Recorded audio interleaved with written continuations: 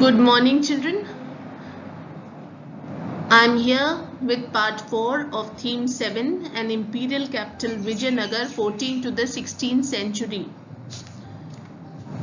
In this part, we will be studying mainly about the royal center which existed in the southwestern part of the Vijayanagar Empire.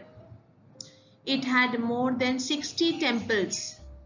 Through these temples, the rulers of Vijayanagar tried to establish, strengthen, and legitimize their authority. They associated themselves with the divinities housed in the shrines. This royal center had about 30 palaces. Many buildings had large and distinctive structures. These superstructures were made of perishable materials. Many of these buildings were not associated with ritual functions. Let us start our part 4. The King's Palace. Based on the form of the buildings as well as their functions, some of structures have been assigned some names. The King's Palace is the largest of the enclosures, but was not used as a royal residence. It has two platforms, the Audience Hall and the Mahanavami Dibba. The Audience Hall is a high platform with slots for wooden pillars at close and regular intervals. It had a staircase going up to the second floor which rested on these pillars. It was a high platform having wooden pillars at close and regular intervals, a staircase which went up to the second floor. This staircase rested on the pillars. However, it is not clear for what purpose the hall was used. Let us talk about the second platform, the Mahanavami Dibba. Children, the Mahanavami Dibba is also called as the Dasara Dibba. Two names for one place, Mahanavami Dibba or the Dasara Dibba. Dibba is a beautiful stone platform which is made up of stone located within the royal enclosure of Hampi. It was built during the Vijayanagar period by King Krishnadev Rai to commemorate his victory over Udaygiri. Commemorate, to celebrate his victory over Udaygiri in Orissa. It was here where the king of Vijayanagar used to celebrate the festival of Dashera or Dasara. Right? That is why it is also called as the Dasara Dibba. The Mahanavami Dibba is a massive platform rising from a base of about 11,000 square feet to a height of 40 feet. There is evidence that it supported a wooden structure. The base of the platform is covered with relief carvings. Relief carvings, children, is a type of wood carving in which figures are carved in a flat panel of wood. Remember, it is flat and it is made up of wood. On it, figures are carved. The figures project only slightly from the background rather than standing freely. That is, the base of the platform is covered with relief carvings.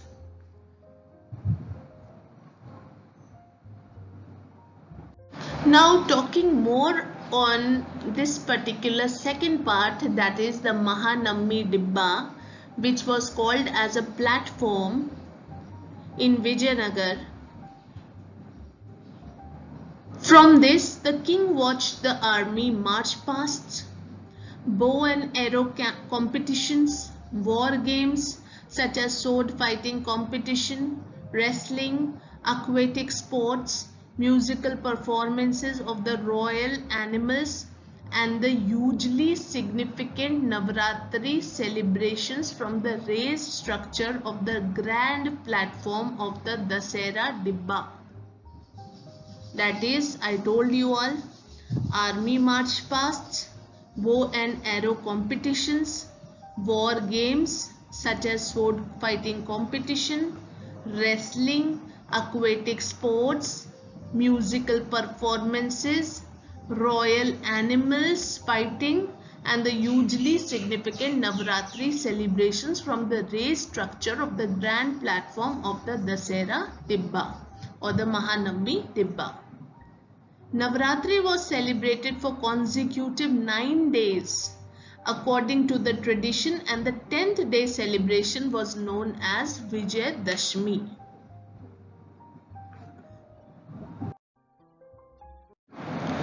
The significance of Mahanavami festival in the Vijayanagar Empire. The Mahanavami festival was celebrated with great enthusiasm in Vijayanagar Empire. Literally, Mahanavami means the great 9th day. Mahanavami is a 10-day Hindu festival during September and October, known variously as Dashera in northern India, Durga Puja in Bengal, and Navaratri or Mahanavami in peninsular India. The Vijayanagar kings displayed their prestige, power, and suzerainty on this occasion. What is suzerainty here? Suzerainty is control. Power, adhipatya in Hindi, that is suzerainty. The ceremonies performed on the occasion included worship of the image, worship of the state horse, and the sacrifice of buffaloes and other animals. Dances, wrestling matches, and processions of caparisoned horses. What are processions? Processions are julus. What is julus? Number of people moving forward in order. That is procession. And this procession was of caparisoned horses. Caparisoned horses are horses who are wearing ornaments, or they are ornamentally covered. They are decorated for parades, that are caparisoned horses.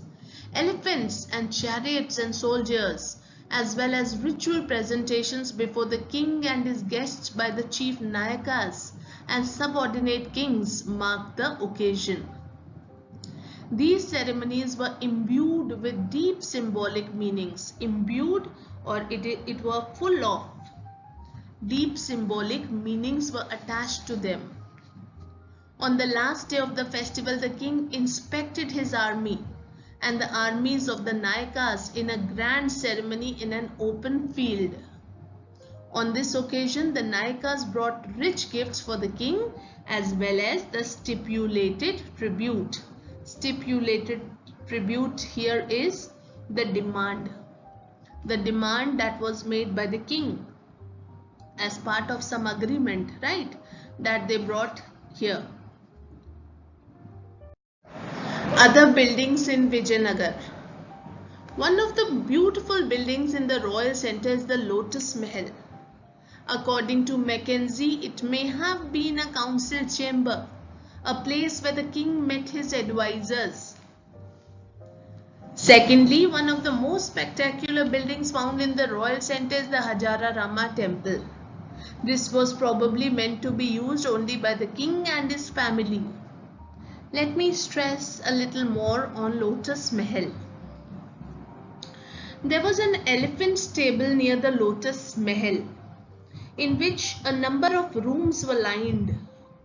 The king used to keep large number of elephants over here. Architecture style of Lotus Mahal and nearby stable reminds us about Indo-Islamic identity or Indo-Islamic style. Rulers of Vijayanagar kingdom used to build such elaborate buildings and spend a lot of money on them, children. They were of the view that beauty of these palaces will increase their prestige among the masses. Now a little more on the Hajara Rama temple. Children, in the Hajara Rama temple, no image has been found in this temple, but it had sculpted panels on the walls. These included the scenes from the Ramayana on the inner walls. That is something on Hajara Rama temple. The sacred center. The hills of the northern region sheltered the monkey kingdom of Bali or Bali and Sugriva mentioned in the Ramayana. That is, the monkey kingdom of Bali and Sugriv, which is mentioned in the Ramayana, is in this particular area. That is the hills of northern region. Other traditions suggest that Pampa Devi, the local mother goddess, did penance in these hills in order to marry Virupaksha, the guardian deity of the kingdom, also recognized as a form of Shiva. Now here a question usually comes, that is why or for what reason Vijayanagar is called as the sacred center. So here are 2-3 points which can be made as your answer, which will become as your answer. The temples of Vijayanagar. The Vijayanagar kings encouraged temple building as it conveyed a divine association between the deity and the king. The Vijayanagar kings claimed to rule on behalf of the god Virupaksha. All royal orders were signed Shri Virupaksha, usually in the Kannada script. And who did this? It was the king who did this in the name of Shri Virupaksha. Rulers also indicated their close links with the god by using the title Hindu Suratrana. This was a Sanskritization of the Arabic term Sultan, meaning king, so literally meant Hindu Sultan. The Vijayanagar kings made grants to temples or donations to temples. Temples developed as centers of social activities and cultural activities both. The king's visit to the temples were important occasions and he was accompanied by the Nayakas. During this period, certain new features were evident in the temple architecture. These included structures of enormous size that must have been built to mark the imperial authority. One of the best examples is Raya's Gopurams or royal gateways that often dwarfed the towers on the central shrines. These Gopurams signaled the presence of the temple from a great distance, that the temple is about to come. By looking at those Gopurams, right, one could have easily made it out that the temple is near only. These towering gateways also reminded about the power of the king, who could command the resources, techniques and skills that was required to construct them. Another distinctive feature of the temple architecture was mandaps or pavilion and long pillared corridors that often ran around the shrines within the temple complex. Mandaps or pavilion, pillared corridors that were again a feature of these shrines or these temples. One of the best examples is the Virupaksha temple. The Virupaksha temple was built over centuries. Inscriptions suggest that this shrine dates to the 9th-10th centuries. On the occasion of his coronation or his Taj Poshi, Krishna Dev Rai built the elaborate hall in front of the main shrine. The hall was adorned with delicately carved pillars. Eastern Gopuram was also built by him. Children, such halls were used for a variety of purposes. In some of these halls, the image of gods were placed. In a few other halls, special programs for music, dance and drama were held. Few other halls were used to celebrate the marriages or marriage of deities. In some other halls, the swings of the deities were installed, jhule. The chariot streets extended from the temple Gopuram in a straight line. They were paved with slabs of stone. They had lines of pillared pavilions wherein the merchants set up their shops. That's all for today, children. Meet you again with the next part. Thank you.